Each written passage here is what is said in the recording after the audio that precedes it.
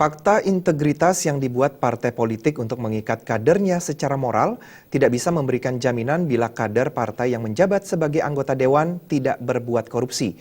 Hal itu disampaikan akademisi Universitas Udayana Profesor Yohanes Usfunan. Universitas Udayana, Profesor Yohanes Usfunan menyesalkan anggota dewan terlibat dalam kasus tindak korupsi. Wakil rakyat yang tertangkap tangan terlibat kasus korupsi menjadi bukti nyata bahwa fakta integritas tidak bisa mengikat secara moral. Mereka tetap melakukan tindakan-tindakan yang melanggar kesepakatan partai. Keterlibatan wakil rakyat dalam tindak korupsi lebih karena semakin pudarnya kesadaran internal dan sifat rakus untuk memperkaya diri tanpa memperdulikan bila tindakannya melawan hukum. Menyikapi kondisi demikian ke depan dalam penjaringan kader, partai harus lebih selektif dengan memenuhi standar yang ditentukan partai. Jika terlibat dalam tindakan korupsi, kader bersangkutan mencoreng reputasi partai dan mempermalukan rakyat dan daerah yang diwakilinya.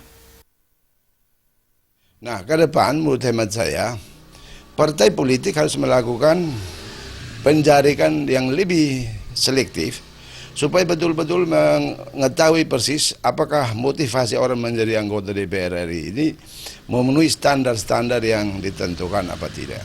Karena ini juga pada akhirnya akan membuat malu partai itu sendiri.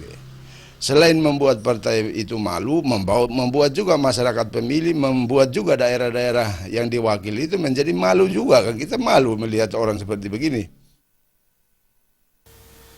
Mengenai wacana memperberat sanksi hukum terhadap anggota dewan yang terlibat tindak korupsi hingga hukuman seumur hidup dan hukuman mati, Profesor Yohanes Usfunan menyatakan hal itu memungkinkan untuk dilakukan. Terlebih lagi hukuman mati telah diberlakukan dalam kasus-kasus narkoba. Suparyado dan Riyad